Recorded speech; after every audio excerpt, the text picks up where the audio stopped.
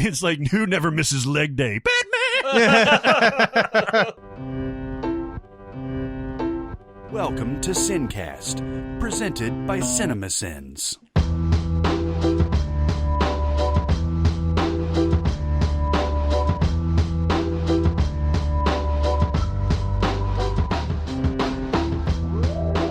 All right, everybody, welcome to the SinCast. This is Chris Atkinson from Cinemasins, joined as always by the voice of Cinemasins, Jeremy Scott. Hello and good morning. Yes, it is a morning. Yes, it is. both of the people in this room today came in, and first thing they said to me, "Can't fucking stand the traffic in this town." Literally the first thing, yeah. And I'm safely at home, just kicking it. But I do know what they're talking about. Yes, indeed. And also from Music Video Sense, Barrett Share. Kapow! Kapizow! Yeah. Today, let's piss some people off. Oh my God! But this is the subtitle of this episode is "Causing Anger." Yes. Creating friction. Like the very setup is going to cause anger. Yes, and then indeed. as we go through the execution, more anger. Yes. More and more anger. So- Building. So disclaimer, guys, you're going to get pissed at this episode. This is going to be upsetting for many of you. Yes. And maybe even the next episode. Yeah. You may not want to listen to us anymore after this. At least we're going out with a bang. But yeah, I mean, but if you love us, if you truly love us, you'll stick with us. Yes. If you love him. If you truly If you love really him. love him, then keep Just on loving. Keep on loving. And never give let it- him know that you know that he knows you know. And give him head when he Give him wants. help. Give him help. Be a beacon. He's like, give him head? Be a beacon? We are going to do a March Madness style bracket. Marvel versus DC. Yeah. Which should be interesting because, as everyone knows, we hate them both. Yes, Yes. of course. I'm Batman. I am Iron Man. I'm always angry.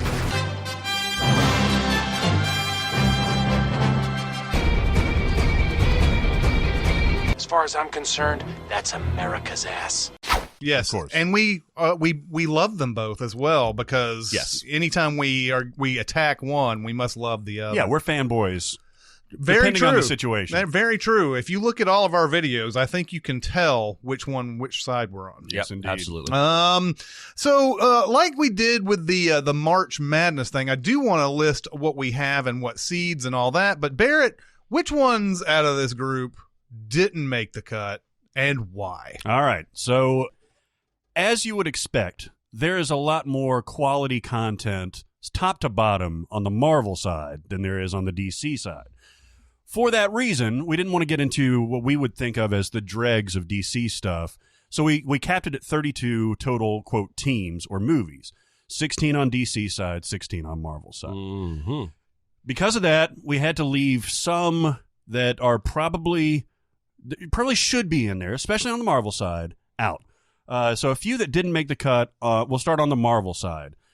Captain America Civil War did not make the cut. Yep. I apologize. We have talked about this movie at length, and it's not our cup of tea from a logistical perspective. Yes, and I will also say, like, if you know how, if in America, if you know how the March Madness NCAA bracket works, there are times where teams in their conference tournaments, they're like 8-18 for the regular season and somehow have that magical run where they go through their conference tournament. And if you win the conference tournament, you're automatically in the NCAA. Yep.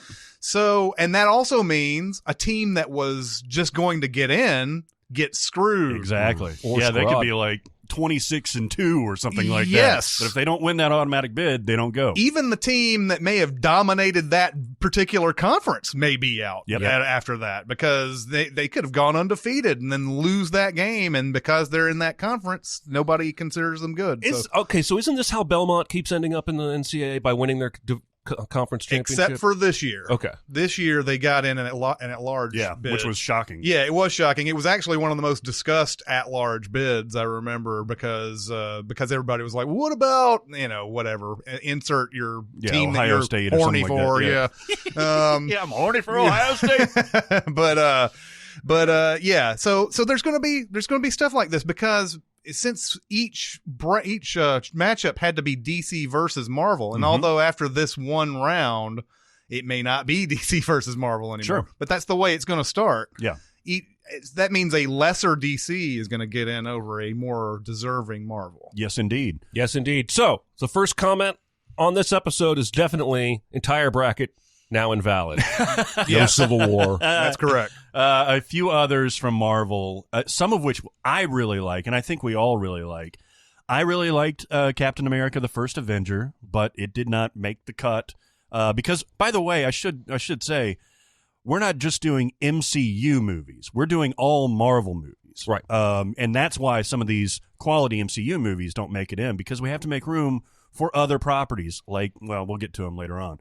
And then DC is not the DCEU, because that would be fucking hard garbage. Yes. Yeah. And they don't have nearly enough. First of all, they don't have 16 movies in the DCEU. Right. yet. Yeah, it would be an utter destruction. It would. If Yeah, that was it that would would be the case. But we have to remind, and we'll probably remind people frequently of this, this is not the be-all, end-all.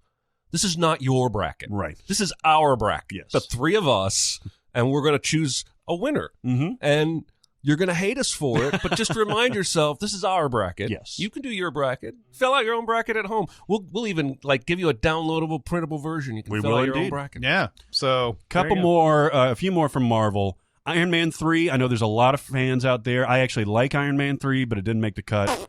Thor, I think, is a quality movie, assuming that you're okay with watching a lot of Dutch angles. But that's a good one that got left out. The Eric Bana and Ang Lee Hulk, which we like, got left out. One that I really, it kind of broke my heart, the original Spider-Man. By original, I mean the Tobey Maguire, Sam Raimi one, which was landmark at the time, and is still a very, very good movie. We've got some Spider-Man for you, don't worry. But that one missed the cut. I put in Venom because I just watched that again recently. I love that movie, but it's bad. Blade, I know, has a lot of fans. The original X-Men, which is a very good movie too. one thing, speaking of Blade, I think a lot of people love Blade 2 above all of them. Yeah. It's the Guillermo del Toro thing. And I actually like that franchise. I can watch the one with Ryan Reynolds. And Actually, that's my favorite. Blade Trinity. But it's not good, right? Blade, the character in those films, is boring. He is. He's boring. Unless he's fighting. And so when you give me Ryan Reynolds and Jessica Biel, I have something else to watch. Yeah. And they're not boring. Yeah. One is funny and one is pretty. Well, they're both pretty. Okay, so that's basically it for Marvel. I'm not including Howard the Duck and Ghost Rider, although I know those movies have its fans. DC last out. There are a couple that I really like. Superman Returns. I like that movie. It's the one with Brandon Routh and Kevin Spacey. I do not. Is that the one where the bullet hits his eyeball? Yep. Yeah. It's got some interesting stuff in Superman Returns has a great trailer, though, mainly just because of the John Williams, the old John Williams score going through it and everything. But God, I hate that movie. You really do. Yeah. This is maybe 2020 hindsight. Is this one of the most problematic movies ever? Kevin Spacey and directed by Brian Singer. Well, there's plenty of those. I was thinking about anything with Brandon Routh.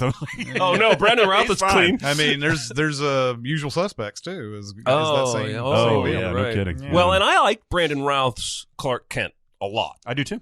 More than I liked his Superman. Okay. I really like, it's very dated, but I really like the Supergirl movie. But obviously it's not up to the standard. You mean the Helen Slater Supergirl? Okay. Yeah. Jenny Slater. 84, I think, is when that came out. Yeah. It was, let me just She look. also Yeah, has 84. a memorable Seinfeld turn. She's the one where he goes, "You're so good looking." Yes. Yeah. She's yeah. the one She's girl in the sneezer. apartment. Yeah. Yes. Okay. And a quick disclaimer: animated Batman movies. I know you guys love it. Mask of the Phantasm, Killing Joke. There's a few more. Is year Red one Hood. Red Hood, Under the Red Hood. We're doing feature mostly live action with only 2 exceptions in this bracket, so those have been left out. I know that there's a lot of love for them, but sorry. And we could have made this a 64 field, but it would have been. We would have getting into the dregs, especially Yeah. with DC. Don't even come at us with Batman versus Superman or Justice League. They're not going to come anywhere close to this bracket. I'm sorry to even have mentioned them. And also the last one, none of us, I don't think, have seen Shazam. And No. I understand that got good reviews, got good critical and fan responses. We haven't seen it yet. Sorry. We'll probably watch it later on and find it's great. We'll give it an asterisk. Yeah. You know, Yeah. could have made it, didn't, whatever. Hey. So those were the ones that were left out. All right. Okay, so to go through the bracket as it is, and if we haven't pissed you off already, If you're still with us. yeah, we're going to I'm going to see how many listeners we can lose in the next 5 minutes. In our North bracket, we have the number 1 seed Iron Man Yeah. versus the number 8 seed the Lego Batman movie. Yes, one of the 2 exceptions to the animated stop motion rule. Yes. And then we have the 4 seed Superman 2 Mm-hmm. versus the 5 seed Logan. I can't wait for that matchup. Yeah, That's absolutely. a good one. That's a good 4-5, you know? It Evenly is. matched. It is a very good one. Then we have the 2 seed Wonder Woman versus the winner of our play-in game, which is the Spider-Man Into the Spider-Verse versus Spider-Man 2. That's going to be wild. It is going to be wild matchup. So whoever wins that, the Battle of the Spider-Mans, and you can already go ahead and put your memes up with the Spider-Man pointing at the other Spider-Man. Whoever wins that will face off against Wonder Woman. Then the 3 seed X2 X-Men United versus number 6. Now here is an interesting. You may not realize this. Road to Perdition.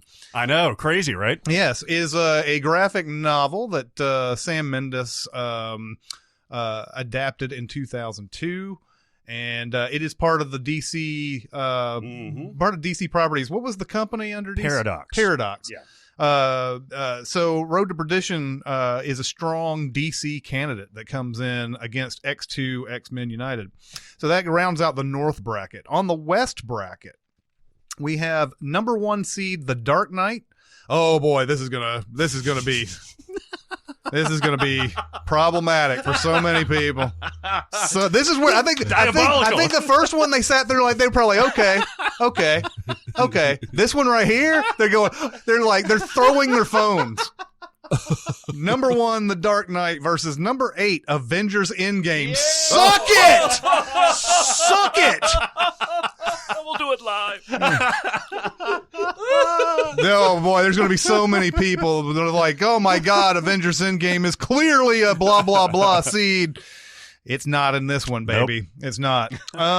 Number 4 seed Doctor Strange versus the 5 seed Aquaman. I think that is a very even matched thing there. Number 2 seed Black Panther versus the number 7 seed Man of Steel. Now, why is Black Panther a 2 seed? So we had, of the number 1 seeds, we have 4 of them. 2 of them have to be Marvel and 2 of them have to be DC. So the top 2 Marvel movies in my head, and I know there's a lot of room to debate here, was between Black Panther and the other number 1 seed. But they were neck and neck. I mean, it really could have gone either way. Yeah.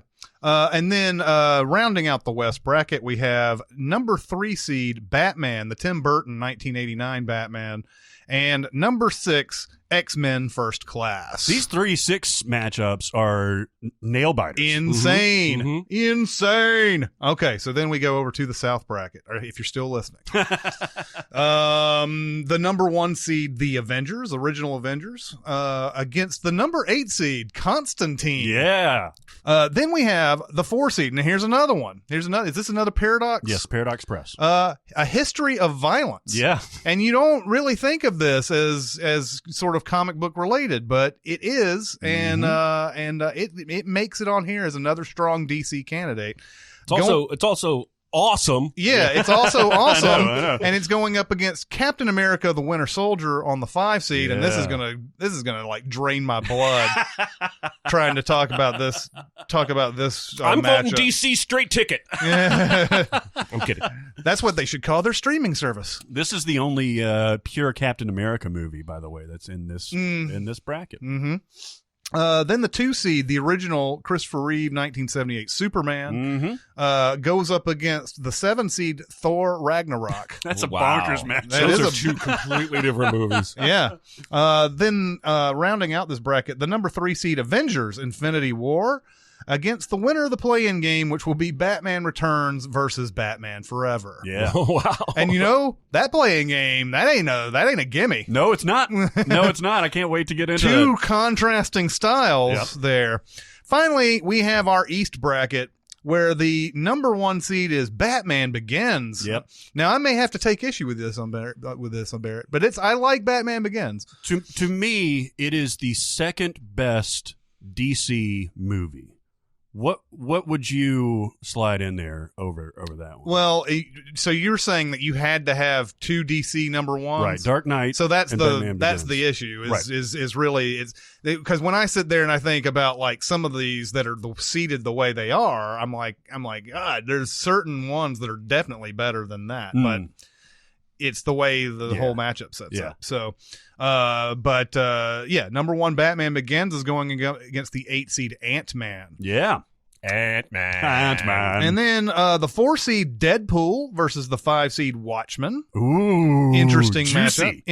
Interesting. The 2 seed Spider-Man Homecoming versus the 7 seed The Dark Knight Rises. I hate The Dark Knight Rises. I'll just telegraph that now. But I had to include it on there because it's Christopher Nolan. There's enough good stuff in there, and I think you like it more than most, I right? do. Yeah. I mean, I don't like it, but I like it more than most. It certainly should be included in this bracket. Yes. That's another movie I should re-edit. Yes. Mm-hmm. Yes. Yeah, absolutely. Yeah, like Just shave off 30 minutes. Marion Cotillard doesn't die at the end. Then finally rounding out our entire bracket here, number 3 seed V for Vendetta. Yeah. Another one people forget. Yeah. That's right. And against the 6 seed Guardians of the Galaxy. Yeah. So that's how we set up the DC Marvel fight here. And I can't wait to get into this, actually. So I think I'm going to start with the North bracket here. The King of the North! King of the North!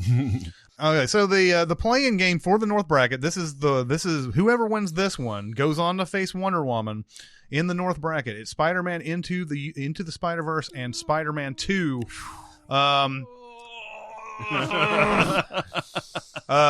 Obviously, Into the Spider-Verse sort of like won everybody's hearts last December when it came out. I'm hoping more animation studios decide to do different kinds of animation like this did. Yep. Because the whole computer graphic thing has started to become, you don't know who's doing what unless it's Pixar. Yep. And maybe if it's Illumination. Oh, I will interject. That new Pixar trailer, did you see it? For Toy Story 4? No, for Oh, I know. Off-World or Outdoors or whatever. Like, it looked like an Illumination film. It does. Oh, it does. really? It looks weird. Visually it doesn't look like and Pixar like at all. tone, it's not right. Yeah. I'm it not looks like digging Over it. the Hedge or something like Yeah. that. Everybody's calling it Bright for kids because it's basically it's a bunch of monsters and weird creatures, but they have like internet and mailboxes and like they're our society or whatever. And they have Will Smith saying, "I have a magic fucking wand." Yes, exactly. It goes up against Spider-Man 2, which this is the Spider-Man 2, if you're looking back on it now, it's still a very silly sort of comic book movie.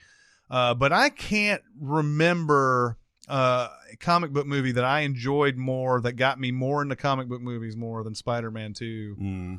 I remember saying that this was my favorite action movie I've seen since Die Hard. Oh, when it came out.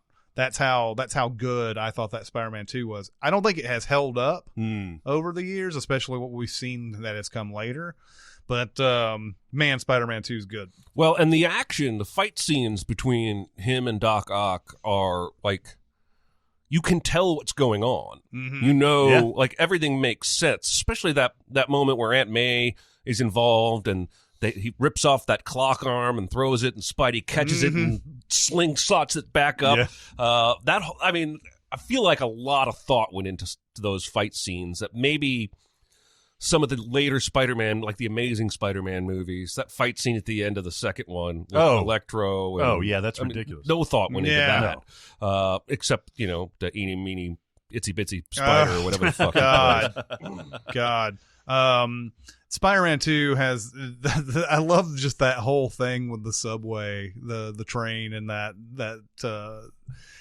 I love the fact that he's sitting there shooting all these webs trying to stop it first, and then like they do that carry him in like Christ thing, like whatever, and then Doc Ock comes on board, and he does that thing with all of his arms like punching out to the side and like hitting the walls of the train or whatever, and then you see everybody like start standing up to him. There's like this crowd of people in front of him. He's like, you want to beat up Spider-Man, you're gonna have to get through us.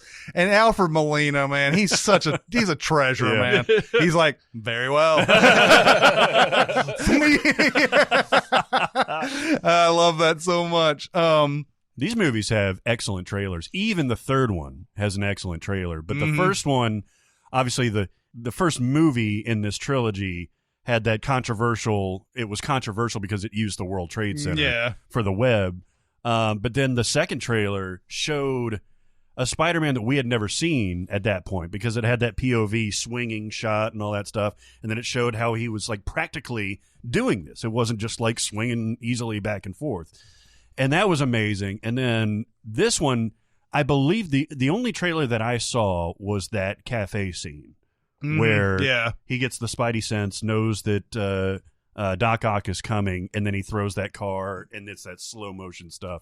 And I was fucking throwing money at the screen. Like, yes. And I don't remember exactly what the third one, what was in that trailer, but I remember saying, like, I think they're going to nail it, and they didn't. Yeah. The third one makes MJ such a jerk. Yeah. Like, he's not allowed to enjoy being fucking Spider-Man. Like, that's the main relationship wedge, is that, he's too in love with himself being Spider-Man. He's not paying attention to my career needs. He's Spider-Man! I know. MJ's the weakest part of this whole trilogy, if you ask me. I like Kirsten Dunst a lot, but I don't think she's used very well here at all. She's used well.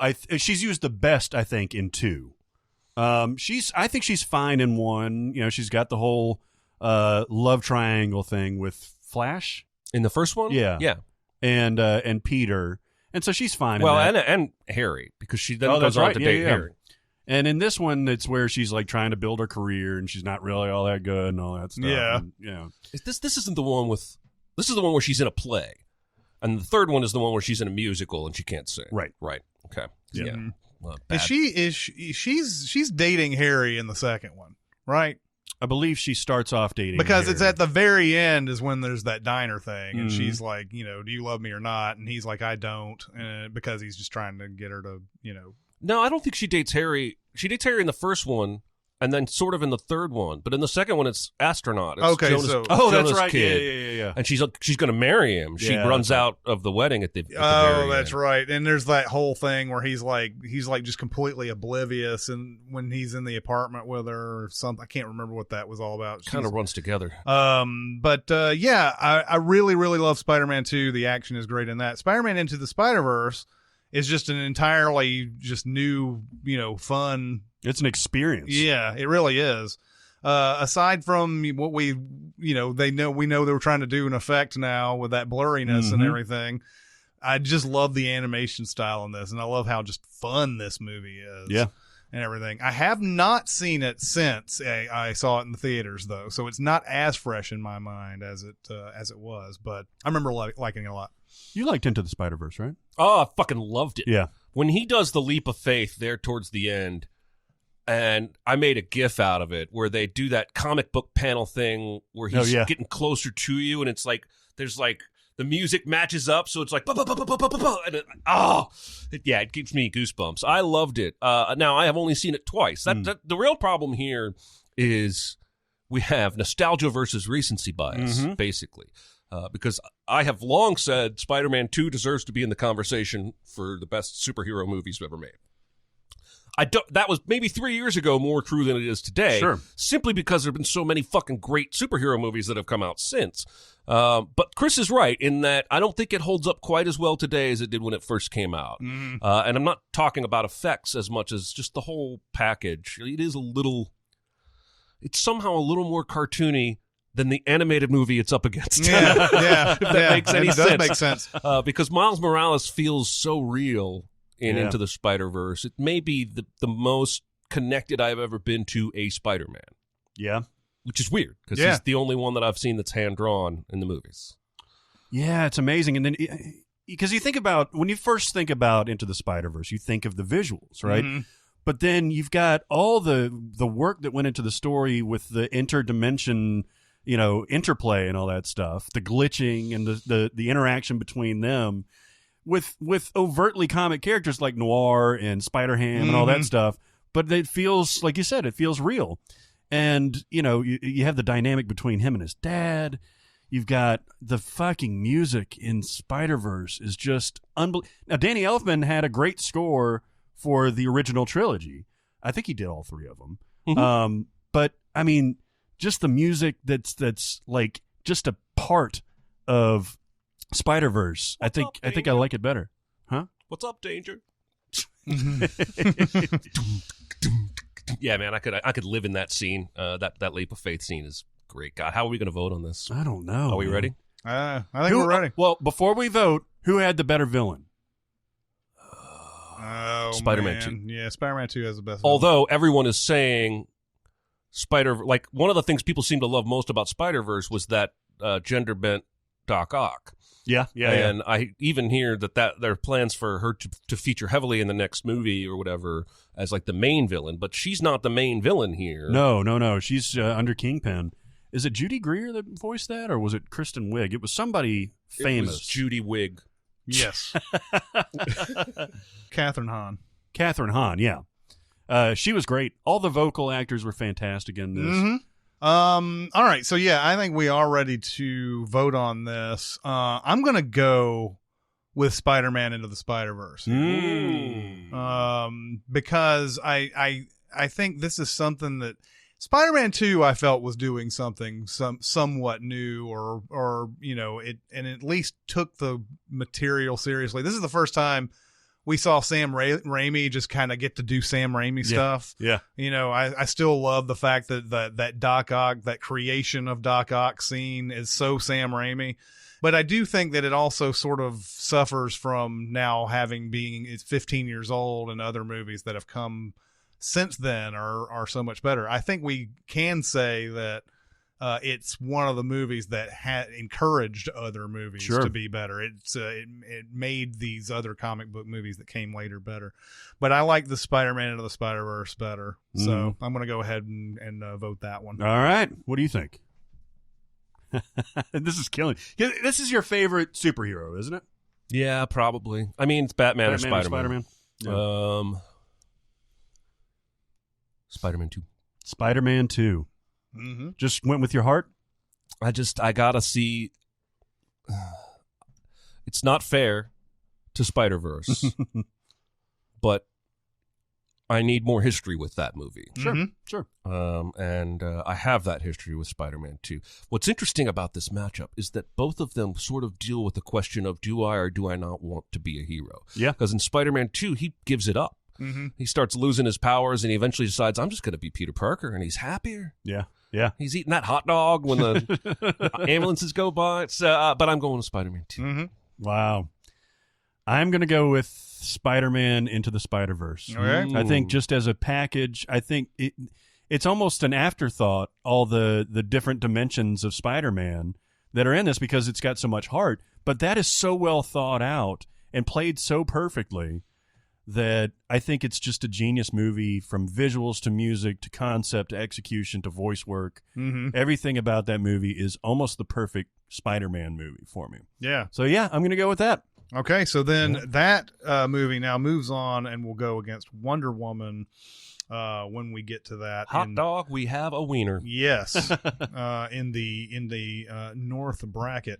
Obviously, I wish Spider-Man 2 could replace something that's probably like DC on here. Yeah, exactly. But that's just not the way it's going at this point. So, okay, let's start off here. So we're still in the North bracket. We're going to go with the number 1 seed Iron Man versus the number 8 seed the Lego Batman movie.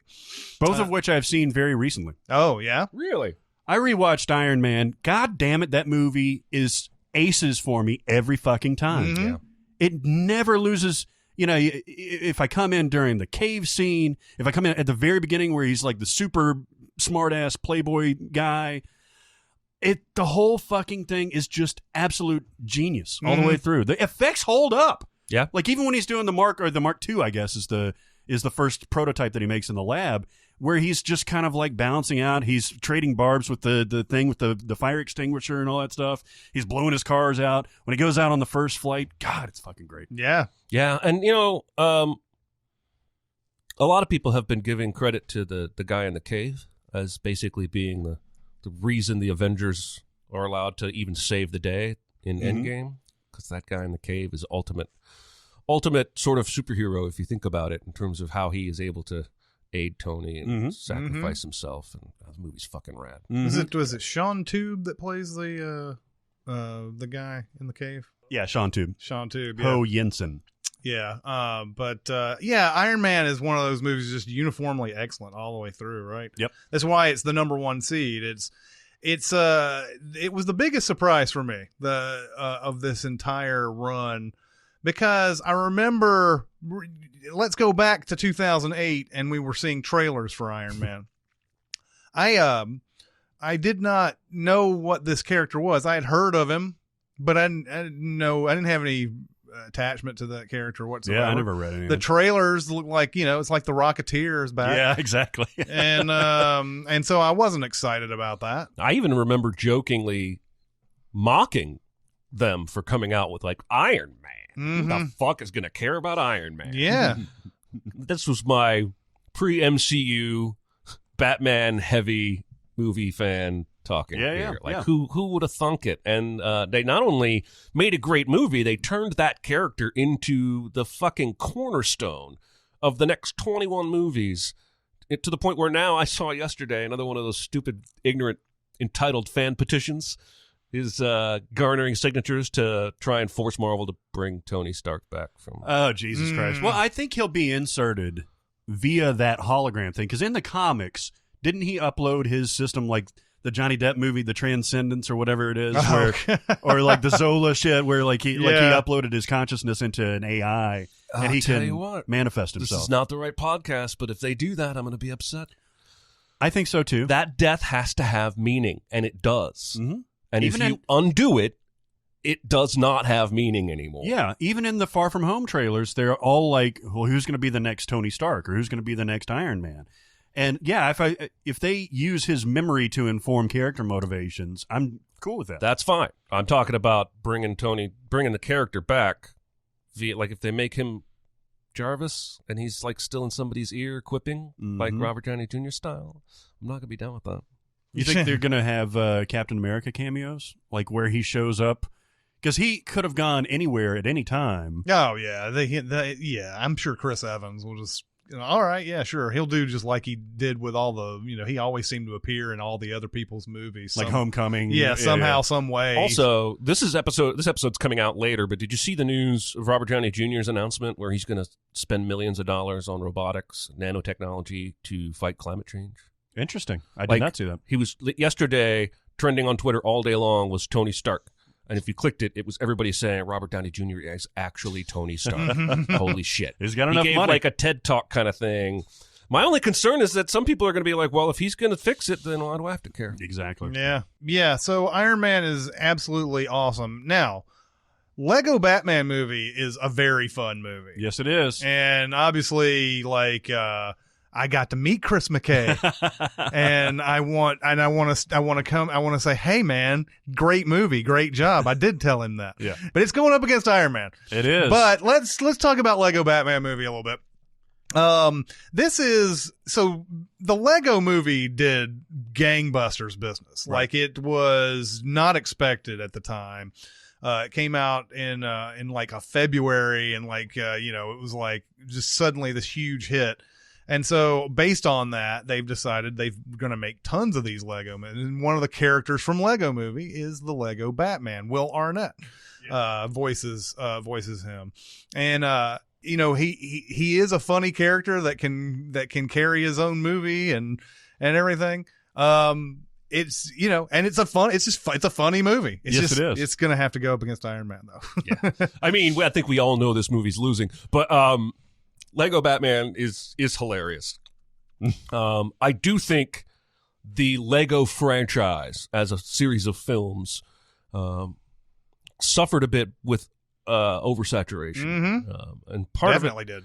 But Lego Batman came so fast, and then Ninjago was the same year as Lego it was Batman. like months later. And so by the time Lego 2, the second movie or whatever the quirky title is, came out, I just think we were a little burnt out.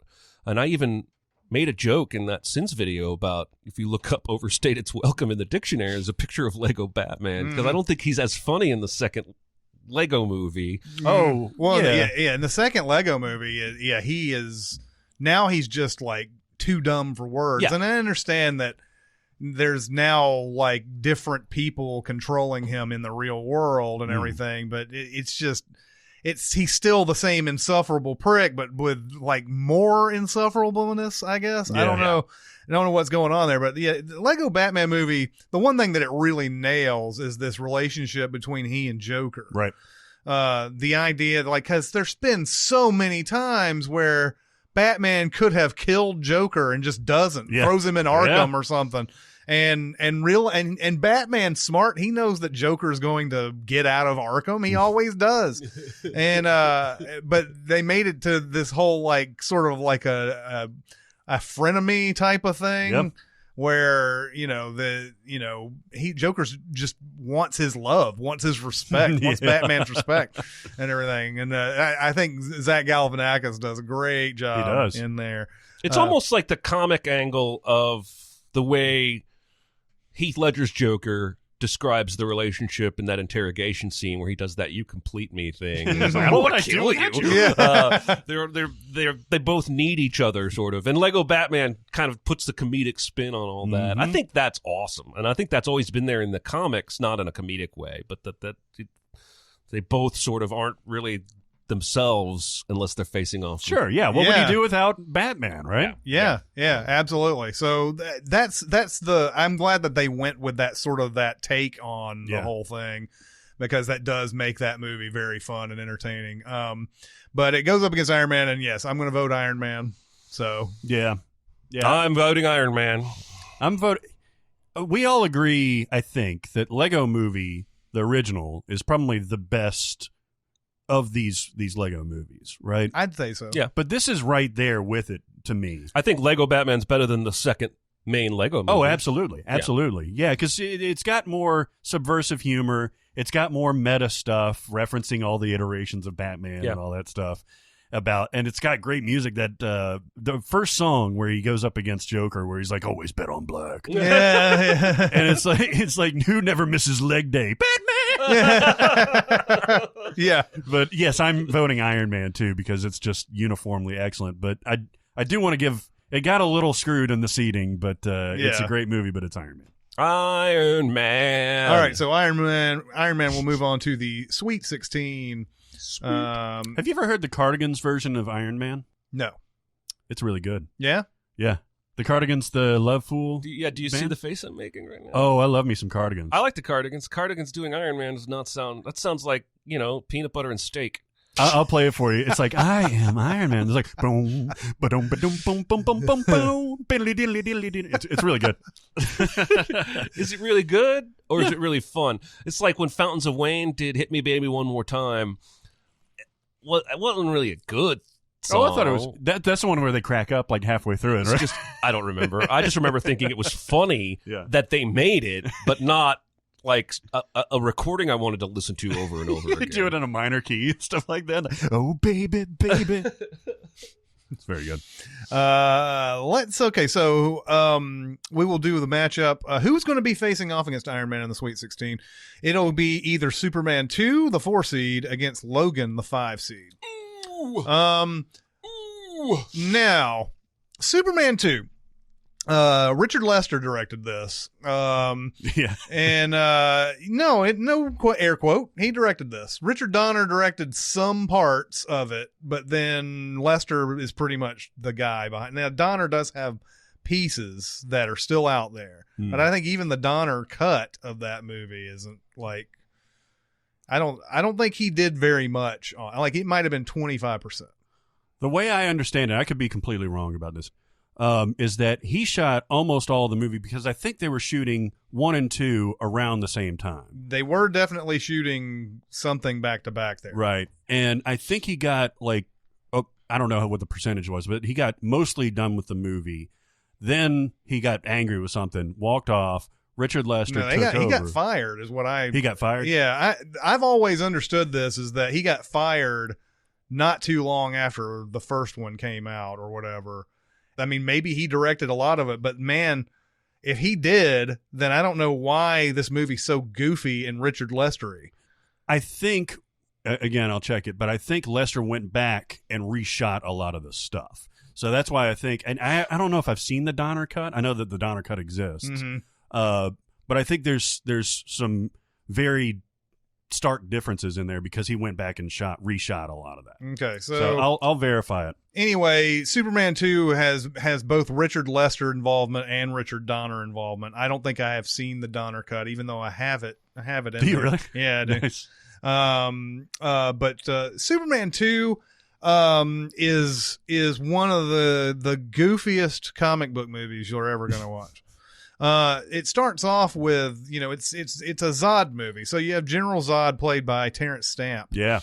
Who's awesome. Yes, he is. And his two minions who in the first movie were put in that little triangle fucking like no dimensional thing at the beginning of the first movie. It's a breath strip. Yeah, it's a breath strip. He's Terrence Stamp at the beginning of that first movie is like, I'll get you, and then next your ass, and so then they get float off into space into the Phantom Zone or whatever the hell. But in the second one, they I can't remember how they escaped the Phantom Zone. Or they escape that prison thing. Oh, Lex Luthor lets them out, doesn't he? Or helps let them out? But how? With the Portkey. No, it's a Portkey. That's right. I'm going to mention Portkey every episode. The Phantom Zone is shattered near Earth by the shockwave of a spaceborne hydrogen bomb thrown from Earth by Superman. So Superman, in effect, lets them out. That cock. What a dickhead. God, he's hoisted by his own petard. Exactly. But so they come down to Earth and they want to go to Texas or something, and they're just basically just laying waste to places and he's Zod is like a very egotistical and wants everybody to kneel before him and everything, and this is also the movie where Superman has decided to relinquish all of his powers to marry Lois Lane. Mm-hmm. So while he's down wreaking havoc and everything, there's no Superman. Right. And so like Zod goes, I think he ends up going to like Washington D.C. and getting the president to kneel before him and everything, and but so then he Clark is sort of called back to, it sort of has a need to get back to being Superman. Because this is one of those, it starts off where like he's in the diner and like the dude, there's that dude that hits on Lois Lane or something like that, and he still thinks he's got Superman powers at this point. So he like stands up for him, but then he just gets completely wasted by that dude at the diner. He goes back at the end, right? Yeah, at the very end he's got those powers back and everything, and he beats that guy up. But yeah, this is one of those weird, like, sort of very Ex Machina-ish Supermans, because he goes back to the Fortress of Solitude and he puts in a crystal and, like, there's a video that plays, here's how to get your powers back. Would you like to know more? Would you like to know more? And so this thing that he was told at the very beginning of the movie that he cannot reverse, no matter, like, once he's human, it's done. he can reverse it. Yep. Yeah, he put his thing down, flipped it in reverse. Yeah, exactly. And so this also has that scene that Family Guy lampooned so well. Like they just had, it's a cutaway scene where Superman throws his like cape or something on one of the bad guys at the end. And they're like, it's like, so threw my cape at you. So he's like, what? So he goes, well, so how about that? So yeah, Superman 2 is just goofy. It's just a goofy, like when like the Zod and his people are just. Zod is serious. I mean, he's over the. He's not Michael Shannon Zod. No, for sure. No, but his other people are just kind of like like they're like getting in situations. It's very sitcom-y type of thing. There is a battle when Superman does get his powers back, where they're in New York, and it goes all over the city and.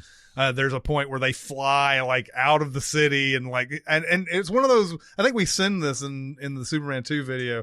Like instead of just going to Kansas or something where there's nobody, they went to like DC or something. I can't remember where it is. They're like, let's not fight here in New York, but let's go like somewhere else where there's a lot of people. It's New Orleans, like Daddy's It's New home. Orleans. It may be that they go to New York. It may be that they're in an open space, but then go to New York. I can't remember what it is. And I guess maybe they come back to Metropolis. Oh. It's New York, but it's supposed to be Metropolis. Yeah. Where the bus gets thrown around Yes. and the department store gets fucked up. Yeah. The department store gets fucked up. It gets all fucked up. Yeah. But yeah, Superman 2 is fun. It goes up against Logan, which is I think we all agree is fan-fucking-tastic. Really is. And rarely fun. Yeah. I mean, it has moments, but my point is it's not a goofy, fun movie. Definitely not. These are stark contrasts. Yeah, this is as gritty as it gets, like, especially for a Marvel movie. Yeah, well, that's the thing, and it's sort of a flip of what we think of between Marvel and DC. Even though Logan is not an official Marvel MCU movie, and Superman 2 is not a DCEU movie, but it is kind of a flip between the tones. But Logan is a movie I love because it's really taking its material seriously. It's trying to make a film with it, and we've seen when you try to make a normal ass film with comic book characters, it can be a very good and great thing. Yeah, because it allows them to explore some themes like. I mean, I can't imagine the conversations and the situations that are in Logan in any other X-Men movie. No, definitely not. I mean, it's them finally being quote unquote real about things. Right. They're like, there's more humanity to these characters. Oh, sure. And whereas like in the other X-Men movies, everybody's just kind of, there's a drama to it, but it's never like, you never really get inside their characters, really. It's more about, I've got this thing that makes me different. Woe is me. Right. Yeah. But as in Logan, it's more, I don't know. It's just, there's more to it than that. Never really sat down and thought about it that much, but yeah, they're only using, I mean, he's only using his power out of necessity. Like even when he gets, at the very beginning, when he gets assaulted by that gang and he's like, it takes him a while. In fact, I think he gets shot a couple times before he's like, God damn it. Yeah. And then he goes berserker mode. Well, because it hurts more now. Right. Like his powers have always been about healing. The claws were just an added weapon, right? And I guess his whole skeleton is covered in those adamantium or whatever the fuck. I don't know. But in Logan, his healing ability is diminishing. And he feels the pain more, and it takes long. You can see some of the unhealed scars. I love it. I love it so much. He's too old for this shit. And yet he's still too good of a guy to not, like, at some point I feel like he realizes this is it. I'm going to give it all to save this kid. I feel like he commits, knowing he may very well die. I think he knows maybe after he buries Professor X. Maybe. Because, like, certainly when he jacks up the green juice and you hear him scream as he runs up the hill. That's one of my favorite parts in this entire bracket, by the way. But like, yeah, I mean, we made a joke of it, I think, on the Sins video where there's like 3 or 4 times in the last 30 minutes of that movie where he passes out and wakes back up. Yeah. I think, certainly by the time they get to the base camp with all the Lost Boys and all that stuff, I think he knows what's going on. Yeah. What the score is. Dude, that totally reminded me of Hook. Yeah. Oh, yeah. It kind of does have that feel to it. Bangarang! Peter! But yeah, it's a comment on aging and letting the new come in, and it has a very touching ending. Badass little girl. Yeah. Oh, she's so I mean, good. Hit Girl can step the fuck off now that we have this girl. That's another great shriek. Whatever she gets really pissed and starts fucking shit She up. has two moments that are just jaw dropping for me. The scene, like there's the first one where you don't even know that she's got this kind of ability, and then just takes off on some people. Oh, it's fantastic. And I like this villain. I know he's kind of generic. Yeah, he's another. It's Boyd Holbrook, which he's another Jai Courtney, Tom Hardy guy. Yeah, but I don't know. He seems like he's having a lot of fun as this character. From his first introduction, where he's trying to get Logan to give up the location and all that stuff, he looks cool. I like his demeanor, so I think he's good. I mean, we've talked about it before. The only thing about this movie that's really like eye rolling is that they use the R rating to be like, let's show some titties. That's right, and let's throw in some just random fucks because we can. Yeah, but that's piddly stuff to talk about when a movie's this solid. I looking at this bracket, I feel like this is the most runaway 4 versus 5 there is on here. I'm going Logan all the way on this one. Wow. Superman 2 is my favorite Superman movie. Yeah. By far. Because you've got not only Zod and his stuff, and you're right, it's very late 70s, early 80s, like campy type of stuff. But I love Terrence Stamp in that role. And then you got Gene Hackman as Lex Luthor coming back, and he gets out of prison and all that stuff and starts fucking shit up. One of the the way he gets out of prison is this hologram that is way better than any hologram that has ever been made in movies ever. Because it actually looks 3D solid, has shadows casting and everything. And the guard goes by and is like, oh yeah, that's totally Gene Hackman and Ed Beatty in there. And then the guard realizes, oh shit, they're gone. But I mean, the movie is just it's almost comedy, right? Superman 2? I mean, they definitely veer more into comedy in the next two, especially in the next one. But it is getting right on that edge, right? I love Logan. I'm going to go Superman 2 though, Wow. because there's never been a better Superman movie. Man of Steel we'll get to.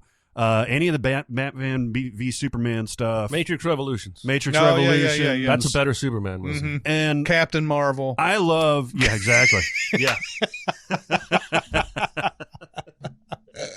I love the first Superman, and we're going to talk about that one too. But I think 2 is my favorite Superman, so I'm going to go with that. Okay. You're wrong. Logan. I'm not wrong about it being the best Superman movie, though. You're not wrong, man. You're just an asshole. I think it's the most entertaining Superman movie. All right. I would still, if we're just talking quality, I would probably still give the first Superman movie the leg up. I got you.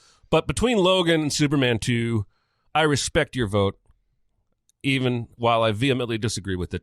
Logan, on to the next round. All right. Real quick, just to wrap that up, according to Wikipedia, which is, who knows what else, Richard Donner got through 75% of the completion of this movie. Then he was fired, replaced by Richard Lester. Several members of the cast and crew declined to return in the wake of his firing. In order to officially be credited as the director, Lester reshot most of the film with a new alternate opening and ending. So he did reshoot. So they both... So the movie that we know is more Lester than Donner. Yeah. But Donner shot one that was nearly complete, and I'm supposing it's in the Donner cut. Yeah, I actually want to see it. I read something about the Donner cut where they were like, yeah, there's a couple extra scenes in there. Oh, really? It didn't seem to be impressed with what it had, but It was a long time ago when I read that. I could be completely wrong about that. And again, this is so I'll look further into it with more credible sources. Yeah. So Logan moves on. It will go up against Iron Man in this North bracket. Yikes. Now, I'd actually like to see that fight. Like Iron Man versus Wolverine. Oh, man. I can't wait to talk about it now. That would be badass. I mean, I'm sure it's happened in the comics before, but yeah, I'd like to see the film version of those two guys fight. Mm-hmm. I know.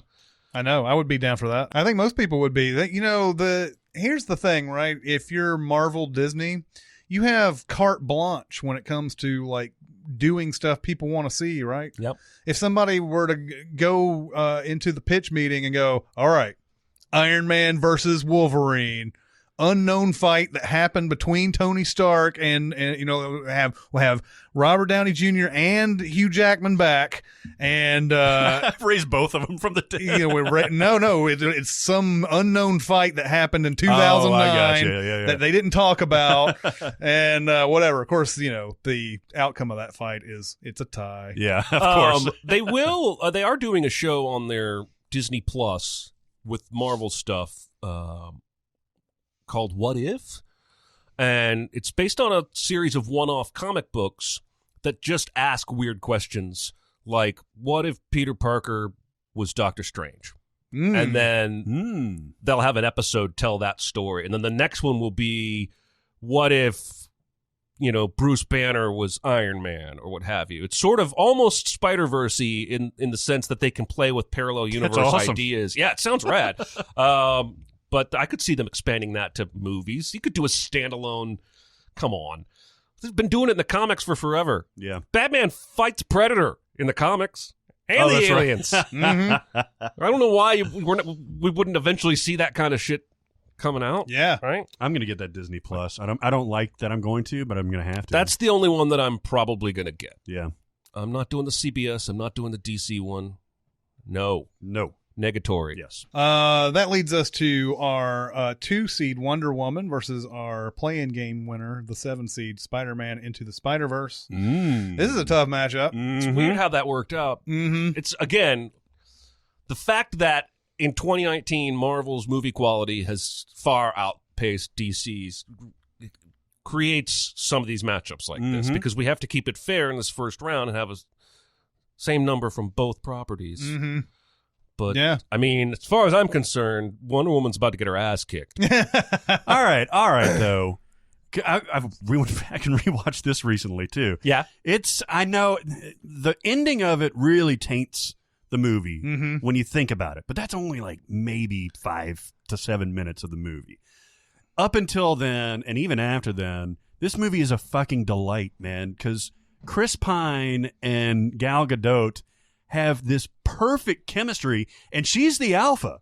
Even though he's an alpha everywhere else, he is, deferential to her from almost the very beginning. And, from when they meet cute, basically, to all the way up until the very end, it's delightful. I'm not saying it's not. I think it's great. Mostly because of him.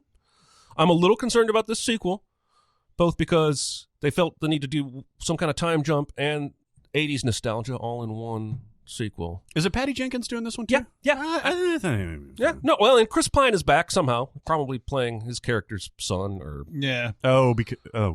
or he got Austin Powers' time machine or something. Yeah. He's playing a ghost. It's good. I liked it. It's just, I mean, it's not gonna, for me, I don't know. Into the Spider-Verse gave me feelings. Yeah. Wonder Woman didn't give me feelings. It gave me tingles in all my bits when that No Man's Land thing happened. Yeah, the No Man's Land thing is the centerpiece of Wonder Woman for sure. It's the part where I really ramped up into enjoying the movie. Yeah. Everything leading all the way to the very end of that sequence is amazing. That's how you do a splash page. Yeah. Yeah. I'm kind of with Jeremy on this one too.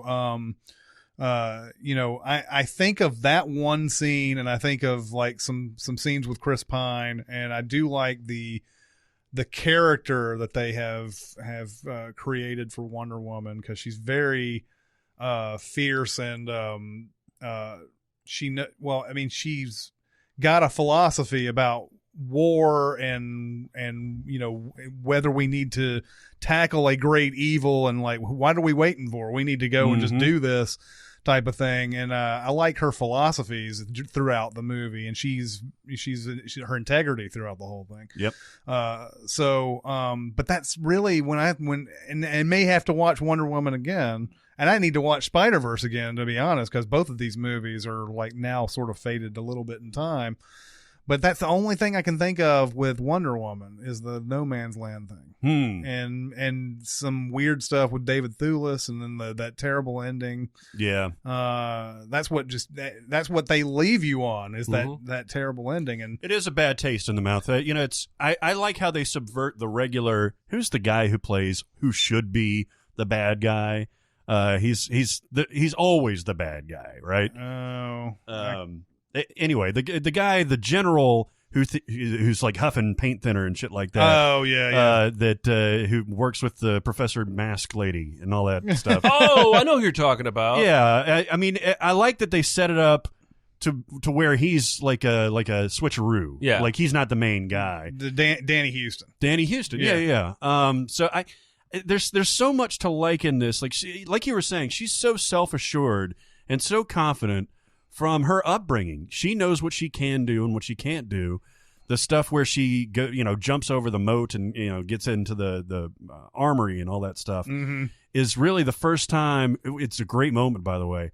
It's the first time that she's been able to show off her powers, even to herself. And she's got this little smile when she makes that jump and grabs onto the thing. She's like, "Oh shit, yeah, yeah!" And then she climbs up into it. Oh yeah, I think this movie is fantastic. I'm voting for it. I think it's a lost cause, but I'm voting. Does for she have a whip in this movie, or is that just Justice League? She has the lasso. Lasso? She does? Yeah, the lasso of truth. Okay, I didn't know if that was in the. I couldn't remember if that was in the movie. Mm-hmm. Yeah, she actually gets that from the armor. She gets the sword, the breastplate, and then the lasso of truth. You just gave me Sunday school flashbacks. The armor of God, breastplate of truth, and the sword of truth, the breastplate of humility. I don't fucking remember. I remember that. Yep. Vacation Bible School. Yeah. Oh yeah, which is going on right now, by the way. Filled out a little booklet that you had to label all the different things. Yeah. That's interesting because we all had different denominations, but we all. But I guess that got transcended all the. Some things are universal. I agree. I love Wonder Woman too. I think though, once you start looking at movies that are like, on the same plane almost quality wise, you have to look at the flaws that bring them down, and that Spider-Verse doesn't really have very many, whereas Wonder Woman does. The Sweet 16 is starting to look like a Marvel versus Marvel fest. Yeah. I'm voting into the Spider-Verse. I like Wonder Woman. I like Wonder Woman. Yeah. I love Lamp. Yes. I like Lamp. So, but I tell you what though, I know that a lot of you out there are going to be like, oh, well, fuck, this is going to be, Marvel domination throughout. That's not the case. There's no way that this is going to keep happening like this. I do believe there will be more Marvel by the end of this. But the DC, the way this is all set up, there's definitely going to be some entries that get far. Yeah, and it's very likely that one of them could win. Yeah, exactly. We go to our last matchup in the North bracket, and it is X2 X-Men United versus the Road to Perdition. This is the toughest matchup. Wow. This is the toughest matchup. A little bit of history on this. You guys have pushed this movie previously in the podcast many times. Mm-hmm. I'd never seen it. Road to Perdition? It's a Road to Perdition. And I was like, it sounded good. I think I'd seen a couple of scenes from it and stuff like that. Never really understood what the story was, aside from knowing that Daniel Craig is kind of a loose cannon and all that stuff. So I watched this over the weekend, and my mind is absolutely blown at how good this movie is and how different Tom Hanks is. He's the angel of fucking death. Mm-hmm. He is. And how great Paul Newman is in a very different Paul Newman-y role. Daniel Craig is outstanding. Jude Law, Jesus Jude Law Christ, steals the whole goddamn movie. Yep. He's like the good manifestation of like Elijah Wood from Sin City, because he's got that weird like hunched walk and all that stuff, and that doggedly determined like this is going to happen. and he's so creepy, and god damn, this movie's awesome. Love the double career of I photograph dead bodies. I also kill people. Yeah. And when I kill people, I make sure I get permission to photograph those dead bodies because I'm fascinated with them. And I think I maybe only kill people because I like dead bodies. That's right. And if they happen to like get up while I'm photographing them, I'm going to just go ahead and kill those motherfuckers. Yeah, Road to Perdition is one of those movies that it doesn't feel like it fits in with all these other movies, but it is still a graphic novel and it is still from comics. I mean, it fits nicely with your typical gangster picture. Yeah, and it's shot like a graphic novel. Well, and this is Conrad Hall, who is phenomenal. Yeah. He's a legend. Well, he was a legend. He died a while back. But was he on American Beauty? Yeah, he was. And I think if you look at his career, he's been on a lot of like classic, legendary movies. So that movie was made by Alan Ball and Conrad Hall? Yes, that's correct. American Beauty was. Road to Perdition is it is a different kind of Hanks performance. Way different. He's still like, he's bad, but he's a bad guy, but he's not like, he's still Tom Hanks as a bad guy, right? I think, and I have the graphic novel right in front of me, and I guess they're staying true to the story of this. But the movie starts off with him saying, "Is there any good in him, or is he completely evil?" Mm-hmm. And I think that's a great way to open up the movie because it's like a mission statement, and then you state your case. Yeah, and the kid is saying, like, I spent 6 weeks on the road with him, and then ends up saying he was my father. But yeah. It's gorgeous. It's a gorgeous character arc for him. Yeah. Is there a better casting choice to make Daniel Craig Paul Newman's son? No, it's perfect. It's like the absolute, like, especially if you're going through the IMDb and you just look at their pictures, you're like, holy shit, they do look a lot alike, especially the blue eye thing. The blue eyes is the thing, but I love this story. I mean, this is you have Hanks is just sort of your everyday, like, he's not the wolf, I guess. He's more of he collects the bills that are due, essentially. That's his main thing. And it starts off with a funeral where Kieran Hines is his brother has just died, and Kieran Hines basically, tells, while he's doing his eulogy, he says, Paul Newman character, I've just realized, you own this town and we live on your whim. And then, Tanks comes up there and Michael Sullivan comes up there and he's like, okay, good speech, man. Gets him out of there. But that's every time somebody screws up in this movie, that gives the psycho Daniel Craig a reason to go after them. And it becomes this big snowball effect throughout the whole thing. Yep. Because they go after Kieran Hines the next scene, and Kieran Hines, you can tell right off the bat, he's telling the truth. He's like, my brother never stole this alcohol. We've got all this, got all the forms and everything. Yeah, there's something wrong here. And look, I'll keep my mouth shut, but my brother didn't do any of this stuff. And then Craig the psycho in this thing just blows him away. Yep. And then, Hanks by default has to blow away all of Kieran Hines' men. And then his son sees all of this. And it's shot all through that crack. Yes. And that's what I want to see in the novel, if that shot is in there. Oh, I'm sure because it it's his legs perfectly frame the shot from his dad. And that entire thing is played out in a single shot, like right through that perspective. I think I could argue there isn't any good to Tom Hanks' character. Of course you can. Of course. Because even though we're rooting for him, the second half of the movie, it's pure revenge. Oh, and emotionless revenge. He wants to kill Daniel Craig for justice. Daniel Craig killed his wife and kid. Mm-hmm. Al Capone looms large over this whole movie, even though he's not in it. Stanley Tucci's playing Frank Nitti, his right-hand man, who's also a character in The Untouchables. That was a real person.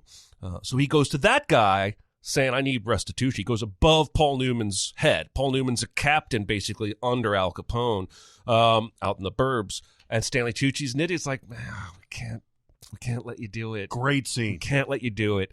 And so he's like, all right, I'm just going to rob you blind. And he goes on a several-week rampage with his son, stealing from Al Capone because he's pissed.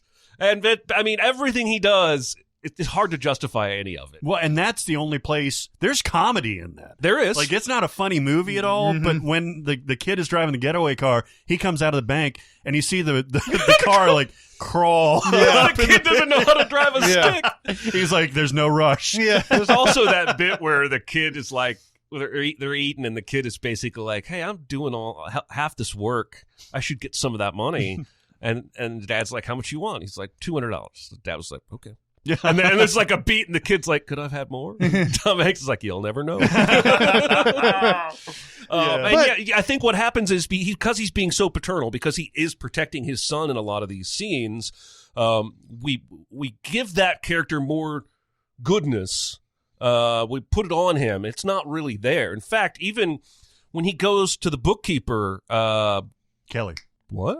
Oh, the bookkeeper, the Dylan Baker. Dylan Baker, yeah. When he goes to that, he leaves his son in the car outside. Mm-hmm. And the assassin, Jude Law, walks right fucking by him. Yeah. So I the second time. I don't think you can tell me Tom Hanks is really thinking about his son's safety in that moment. Yeah, not in that moment, but I just got the sense that after the sit down, he didn't have much choice. He knew he was going to get tracked down by other people in the mob and everything, and that yes, he is going for revenge, but I think he also knows he's a marked and probably dead man no matter what he does. That's what I got out of it. Now, it could be that yes, he could have just gone to the beach and everything would have been fine. I don't know. I feel like once that happens, no matter where he goes, people are going to be looking for him. And, right at that diner scene where Jude Law shows up, he knows, because he pulls off and starts yelling at the kid saying, you got to get your shit together. He knows they're going to find him. That's why they can't go to Perdition. They got to take a little detour and all that stuff. And I think the only thing that telegraphs that he is making a choice to go beyond himself and do something good is where he has that meeting with Paul Newman at the bottom of the church, where he's like, all of us are murderers in here. We're all going to hell. And he's like, well, my son isn't. And he's like, well, that's what you need to do. Well, and that's such an important part of that movie, too. Because Paul Newman fucked up his own son. But he can't give him up.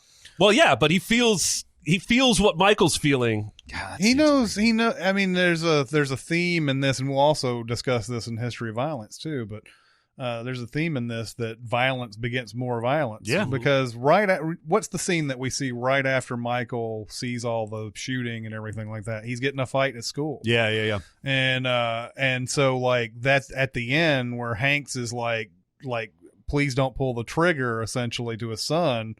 That's an important thing. He wants to leave a legacy where that guy, he never had to do that. Because if he does have to do that, then he's going to just think, anytime that we have a problem, I can just do that on my own. And yeah, exactly. Like the Daniel Craig character does in the whole thing. Yeah. That Jude Law character, that's just such a revelation. He's a man. boogeyman. They give the close-up shot of his fingernails and shit like that, and it's like weird baked bean teeth and all that. He went into it too, and the first shot you see of him is that vertigo zoom under the train, under the L. Yes, that's such a great shot. And he's like walking. You got that Thomas Newman. The score is fantastic. Yeah. I guess we should talk about X2. We will, but United. I just want to bring up the one other thing about Jude Law that I love is like after that fight that they have in the Dylan Baker hotel. And Dylan Baker has a great little moment too, because he's gotten the bridal suite or is it the bridal suite? Yes. He's got the bridal suite, and like when we see him the second time in the movie, he's calling down to room service, and he's like He's like, no, there is no Mrs. blah, blah, blah, and I'm a better person for it.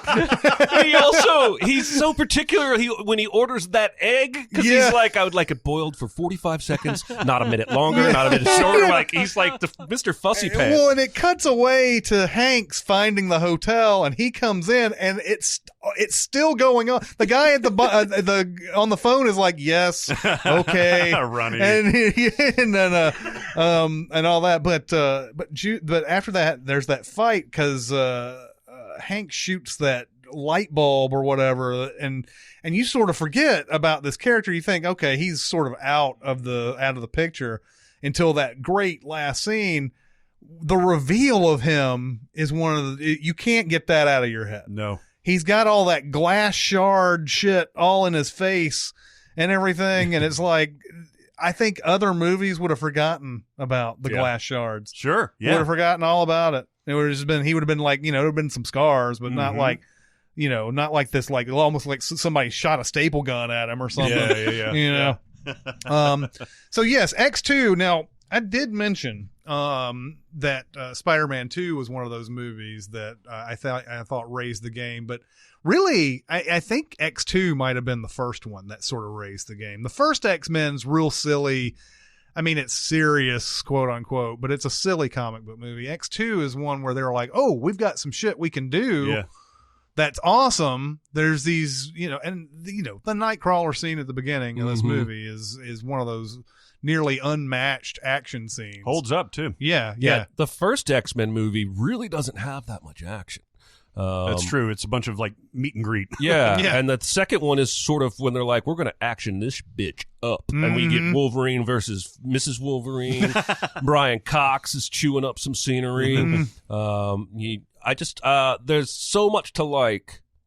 Is this the best X-Men movie? No. Not for me. Of the original cast, yes.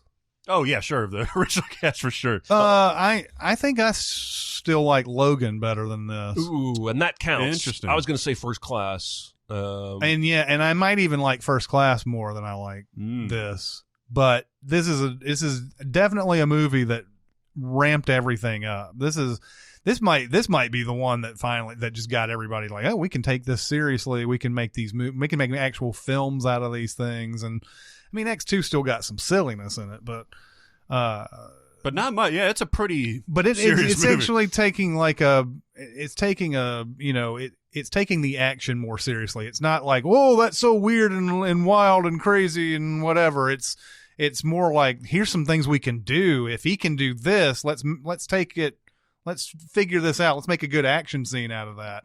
Instead of just like, I'm stumbling at what I'm trying to describe here, but it seemed like action before this was just like, well, this guy has this power. Right. We're just going to have him use that power. This has got the emotional ramifications. The kid, that Professor X, the one that got away, essentially, right? Like, it's his Kylo Ren. It's the emotional consequences of, him being what he is. It's not just showing off Cerebro, which is very cool, but it's not just him doing that. It's seeing what impact would that have on other people. Well, and as I remember it, Professor X failed that kid. Yeah. That kid is Brian Cox's character's son, so there's the connection for his villainy. But it affects him. That's why I made the Kylo Ren joke. No, I you're feel right. Like Professor You're X totally knows right. he failed that kid, and he partly failed that kid because the kid was too strong. Yeah. I haven't seen this recent enough. I need to watch this again. Yeah, it is, and it's interesting that they can do that they pull it off so well in this movie, where in a very similar situation, they botched the Jean Grey thing, where she's too powerful, and he's been trying to suppress it all these years, and then she, gets too crazy, and it seems, from what I've read, they're doing the same thing with Dark Phoenix. Did you see the Rotten Tomato score for? Oh, it's bad. Oh, it's bad. Low. It's bad. The first review that I read was glowing. And it was apparently one of the only ones. So, but I love X2. It holds up because I saw this within the last 6 months or so, and it totally holds up. It's probably been 5 years for me when we send it. I guess it was 5 or 6 years, something like that. And that's another sort of element to this whole thing. What you've seen more recently is going to be more, at least it's going to be more memorable in your head. And I could go today and watch X2 and go, okay, yeah, all right, and maybe we should just, it's too much work to go back and watch all these movies and then have them all fresh in our head, but it just doesn't work that way. So I'm going to go Road to Perdition here. I think in general, like, it's almost unfair because Road to Perdition is such just a well-made drama. Like it's actually like you're going for Oscars almost in this. And and they was Road to Perdition. Did it got Paul Newman a nomination? Road to Perdition was nominated for 5 Academy Awards and won one for cinematography. Yeah, cinematography had to be in it, but I think posthumous too. So Newman was nominated, probably costumes. Supporting actor, cinematography, production design, original score, awesome, and editing. The only one that we're all nominated, but the only one that won was cinematography. Yeah, rightfully so. Yeah, absolutely. So yeah, I'm gonna go Road to Perdition here. I mean, it's a tough one though, because X2, I think, is when you're thinking of comic book movies, and I debated about what's the criteria for because really, like, movies like Road to Perdition and History of Violence are some of the best movies we have. Yeah. And should we judge this based on their comic book traits, or should we judge them on how great of a movie they are? Because it's when Road to Perdition is going to beat a lot of just normal, like, regular movies, regular movies, and so is History of Violence and all that. But I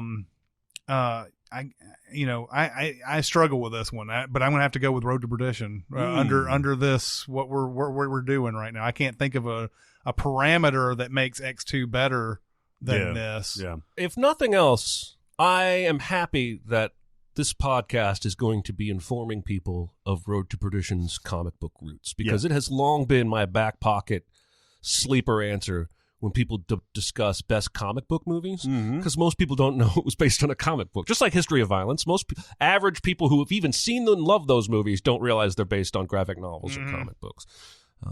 But you are not ready for how hard I love Road to Perdition. And it is going to steamroll X2, and we'll see who it faces next. I love X2. Road to Perdition. This is one of those. This could be a top 20 movie of all time for me. Like I said, you guys had pushed it several times before. I don't know why I never checked it out. It is almost a perfect movie to me. Yeah, and it's jetted up to near the top of my list too. I do love X2. I think I love First Class too, but I think it's my favorite X-Men movie. I think it's the one that's the best done. Did Bryan Singer do this one too? And I think the themes, I think the performances, Halle Berry dialed back that accent thing and all that. But Alan Cumming does a great accent.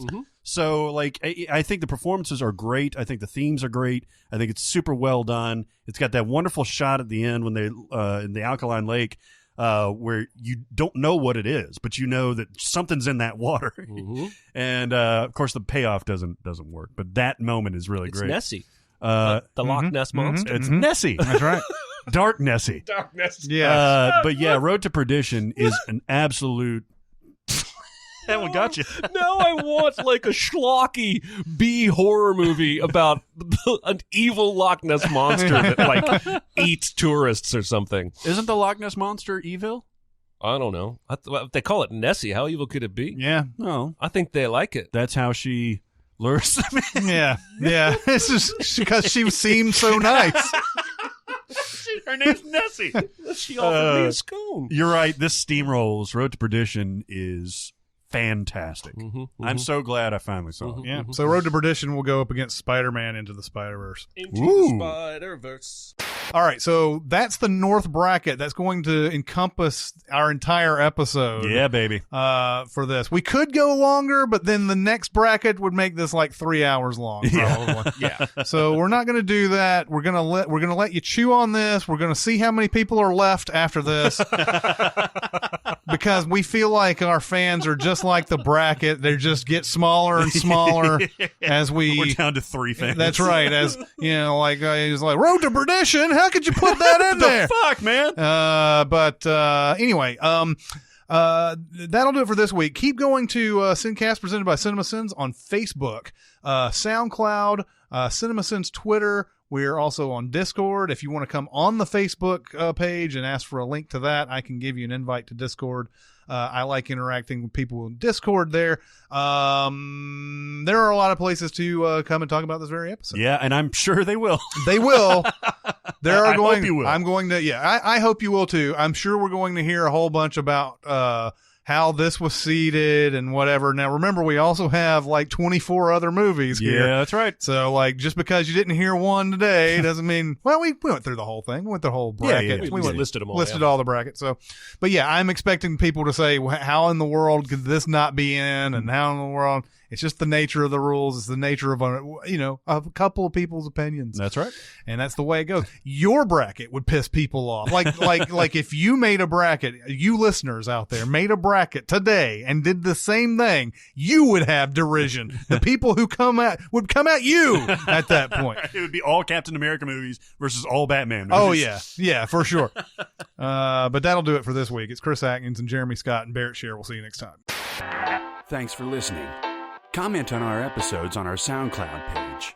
Check us out on YouTube, Twitter, Facebook, and Reddit. And be sure to visit cinemasins.com.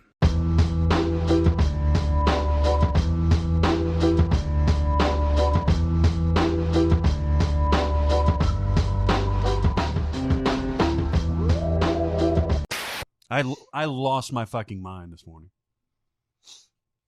Because I was in one lane and they were going 80 miles an hour. And so I went over to the right-hand lane and they were going 30 miles an hour on the fucking interstate. There's this section coming south or headed towards Nashville.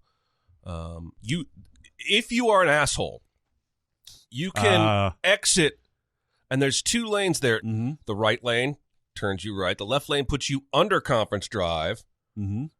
But then, because there are people coming from Conference Drive to get on Vietnam Veterans, there's a lane that goes all the way through. Right. So if Vietnam Veterans is moving kind of slow, as it was today, where there were 50 cars in the fast lane and we're all going 60, this woman behind me gets over and exits at Conference Drive. And I was like, you are not going to do that shit. Yep. And I watched her, and hilariously, I got, like, the traffic cleared up, and we got to the end game just before she did. Nice. Now, she may not have any idea who I am. No, she doesn't. But she saw me pointing and laughing at her ass. I was like, ha ha, you didn't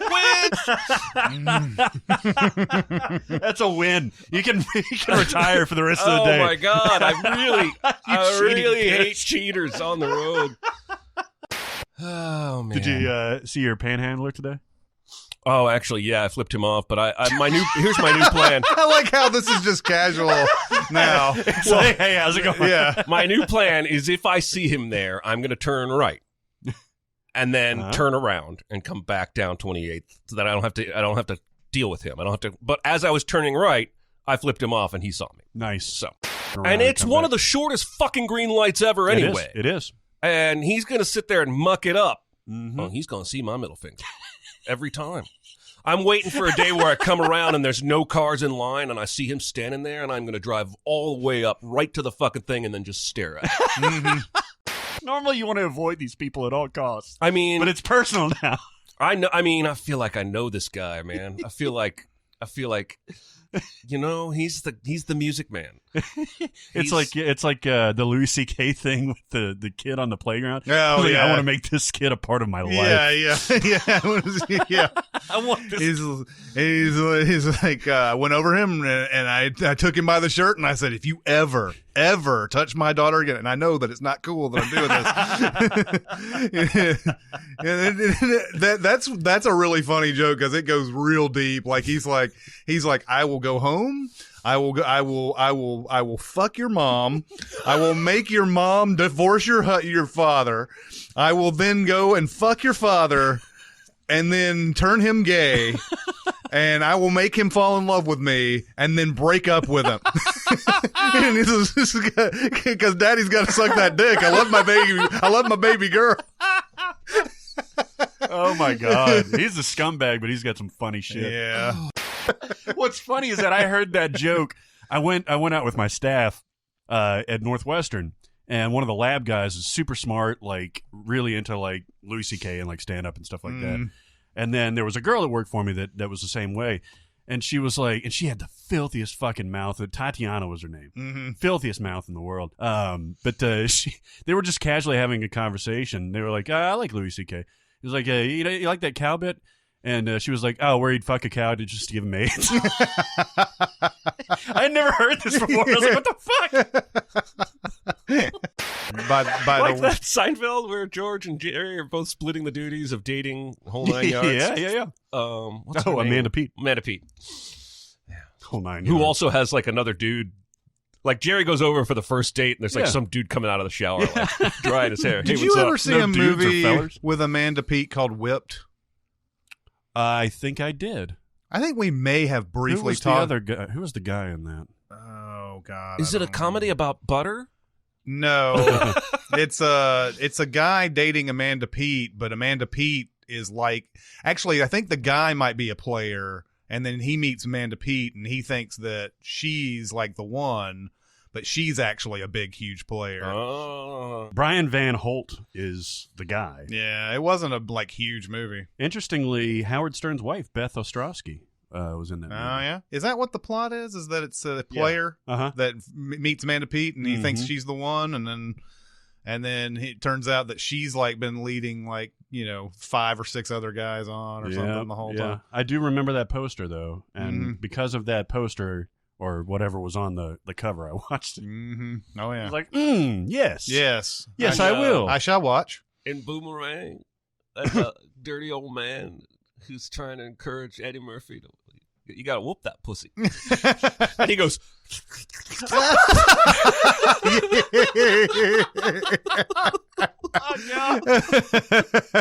Oh my God. it's already the dirtiest episode ever. It might be. I don't know. I think we've said dirtier. Did you ever see that video of Jameis Winston like trying to fire up the Bucks? Oh, you mean the fuck them in the pussy one? No. He's on the Bucks. And he's on the Bucks. This was Florida State when he did that. Yeah. He did that in college. But like he's trying to get them all fired up. And he's like, where like Drew Brees is like, win again and all that stuff. And he's like, you know what this is? You know what this is? And he starts licking his fingers like disgustingly. He's like, that's a W. I'm eating it up. We're going to eat that W. And all of his teammates who are supposed to get fired up are like looking at him like, Yeah. the fuck? That's fucking gross, dude. I watched Deadliest Catch. I'm not stupid. That's right. That's right. Oh, is that what they're fishing for? Well, originally, now they cover like 3 different fishing seasons because there's basically just comes in seasons when you're allowed to fish certain animals and not. They do the king crab season, then it's like I think opelio crab and then bear eye crab. Yeah, there's what the bear dye are the blue ones, right? I think so. Yeah, I used to watch Deadliest Catch all the time, and I still have it like recording, so it's like there's tons of Deadliest Catches sitting there. And occasionally I'll watch one or whatever, and I'm like, yep, that's pretty much what the last one was like too. It's good though, right? Yeah, I love it. It's actually great. It's one of those things that you could actually just have on in the background. You don't really need once they start pulling them up and see if they've caught anything. That's the fun part of it. Is that the format of the episode? Like the there's dynamics? always a drama. There's always a greenhorn that sucks. Yeah. Like the greenhorn, every time they hire a greenhorn, it's like, I don't know about this new greenhorn, man. Greenhorn is a new guy on the ship, new right? guy on the ship. And Somebody always breaks a finger or gets punctured somewhere. Yeah, I can imagine. And then there's always at least 2 different captains fighting with each other Yeah. because somebody laid their gear too close to somebody else's gear. There's always some kind of prank war going on.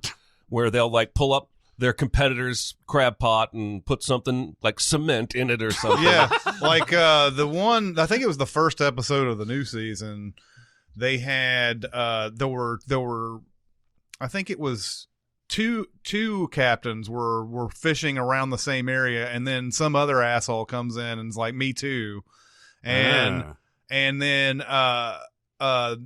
I can't remember because I think it's the two young captains that gang up on another guy or something like that. I can't remember what it was, but ends up where, like, you know, the one boat is looking for their gear, and they find one of the other captain's gear or whatever, and they kind of pull it up and they like welded the cage together. Oh shit! And then like put it back down in the thing, or they welded two cages together and then put it down in there. And so like they pulled it up, and it's like these two empty cages now, just welded together, and they have to like find a way to pull them apart. I saw when they had the hill strands on there. Yeah.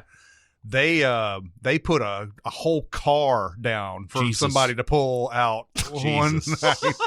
You saw the captain go over and was like, "All right, on to the next pod," or whatever. And they're like, "This one's kind of heavy, boss," or whatever. Like a car, fucking like Tercel or some shit comes out. Holy shit, man!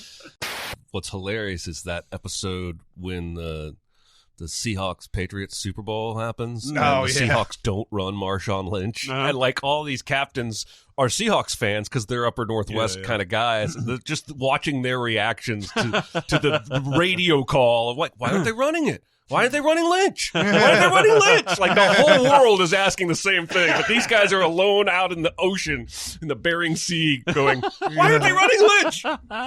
But yeah, that's the funny thing to me. It's kind of like, you know how in Hell's Kitchen there's always like, you're like, how did you get in this show? No shit. Yes. It's like you'll see them. It's like it's time. You'll have the red side and the blue side or whatever, and it's time to put out dishes for the people. And like it's like the guy who's on shallots or whatever.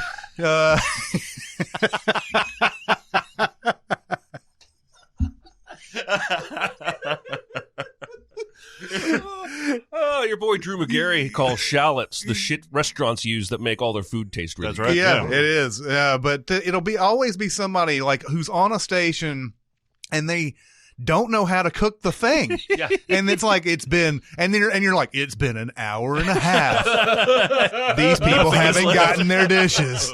And it's like, goddamn. You introduce yourself as somebody who owns their own restaurant? Yeah. How do you survive? They're serving like raw what's chicken. going on? Yes. Yeah. There's like, have you seen the memes that have like the Cinemasins memes that have blown up over the last couple of weeks? A bunch of them have been posted to the subreddit. I don't know who started it, but it's all about the logos. That whatever picture they're using, it'll be company has 2 seconds of logos, and then the Cinemasins reaction. One of them is Hell's Kitchen, and it's like the girl bringing a dish to Chef Ramsay, and she's labeled opening logo to the movie, and Chef Ramsay is like, "You donkey!" and like he's labeled as Cinemasins.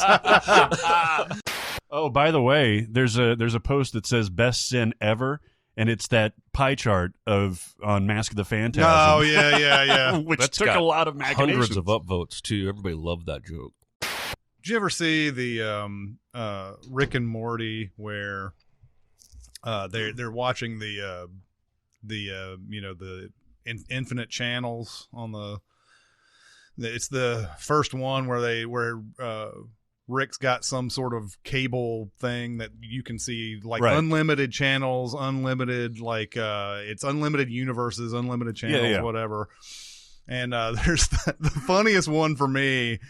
They're just going through it's basically the whole show. There's just them going through all these different programs, and there's this one guy who's like selling like wood or I can't remember what it is. He's selling something. It's a commercial. And it's like, oh yeah, okay, cool. And then like the commercial ends, but then the camera stays on the guy, and the guy goes over and the camera follows him, and he gets in his car and he drives off, and then you see him do all this stuff. And it's like, whoa, the commercial's still going, and it's like showing him do all this normal stuff. Everything is just like just basic human things, and then finally he gets to his house, and then he starts picking back up again on the set, selling the whatever he's selling. He's like, oh my god, that was a great commitment to the